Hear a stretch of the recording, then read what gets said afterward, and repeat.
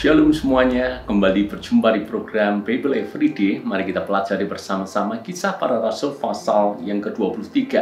Seperti yang kita bahas kemarin, bahwa Paulus dihadapkan di sebuah pengadilan.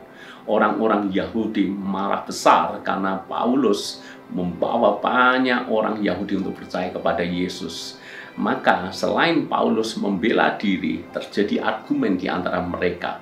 Dan terjadilah keributan besar yang kita bisa baca bersama-sama di Kisah Para Rasul pasal 23. Karena hebatnya Paulus membela diri, dan saya yakin itu karena tuntunan Roh Kudus, maka di kelompok mereka yang terdiri dari orang Farisi, orang Saduki, kelompok imam, mereka sampai berbeda, berselisih pandangan.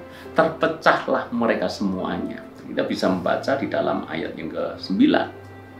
Maka terjadilah keributan besar. Beberapa ahli Taurat dari golongan Farisi tampil ke depan dan membantah dengan keras. Katanya, kami sama sekali tidak menemukan sesuatu yang salah pada orang ini. Barangkali ada roh atau malaikat yang telah berbicara kepadanya. Dari semula mereka semuanya marah terhadap Paulus. Namun akhirnya terjadi perpecahan di antara mereka sendiri. Kelompok Farisi beda pendapat dengan kelompok Saduki, dengan para imam.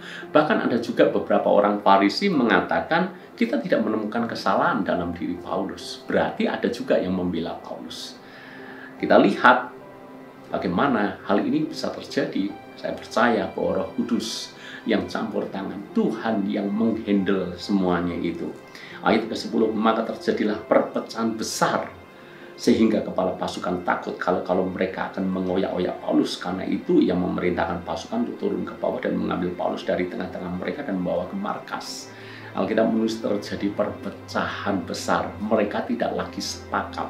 Tapi memang tetap saja ada banyak orang yang mencoba untuk mencelakai Paulus, membunuh Paulus. Ayat ke-11.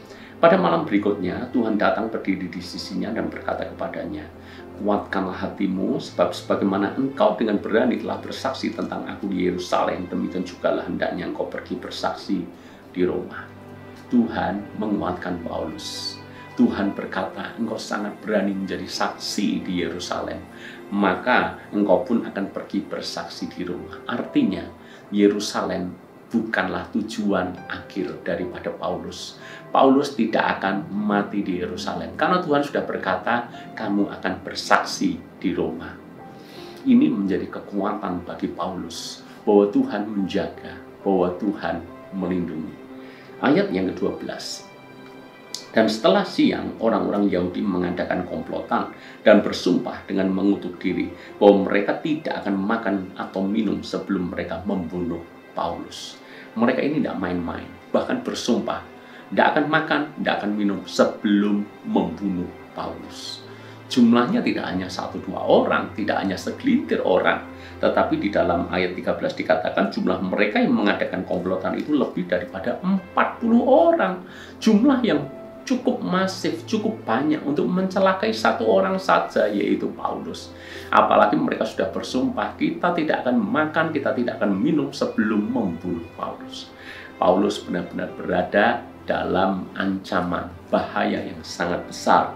Dan mungkin menurut perkiraan banyak orang sebentar lagi Paulus akan mati di tangan 40 orang ini. Namun lagi-lagi Tuhan meluputkan Paulus.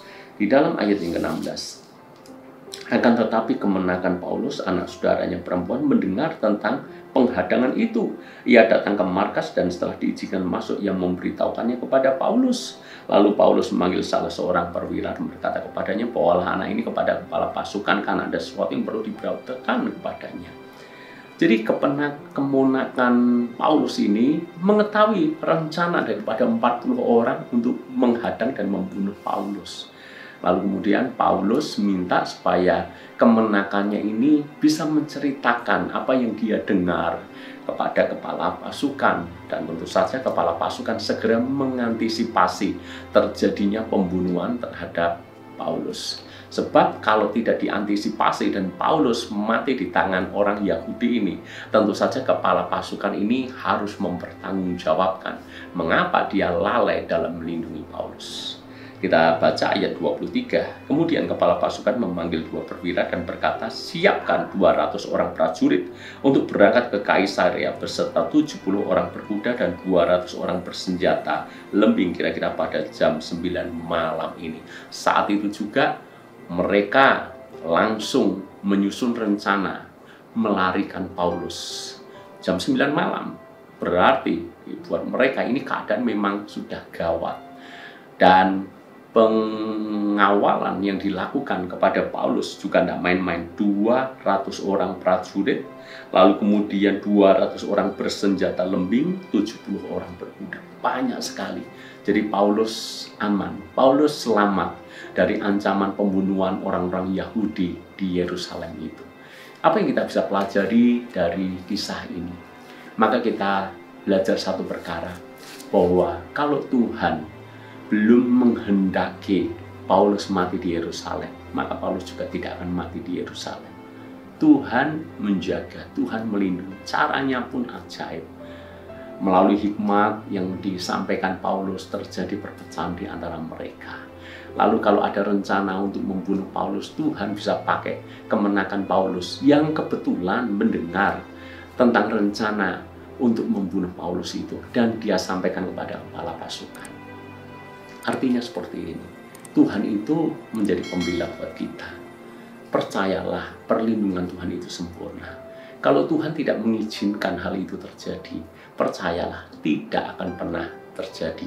Bukankah Alkitab berkata bahwa sehelai rambut pun kalau tidak diizinkan Tuhan jatuh, dia tidak akan jatuh. Artinya Tuhan memperhatikan bahkan yang paling kecil, bahkan yang paling detail pun kalau Tuhan lindungi, apalagi hidup kita. Paulus mengalami pembelaan Tuhan, perlindungan Tuhan yang sempurna. Maka saya pun mengatakan hal yang sama kepada saudara. Kalau kita hidup sungguh-sungguh dengan Tuhan, maka pembelaan Tuhan pun akan dinyatakan bagi kita semuanya. Jangan takut akan apapun, sebab Tuhan pembela kita jauh lebih besar dibandingkan dengan semuanya. Tuhan memberkati.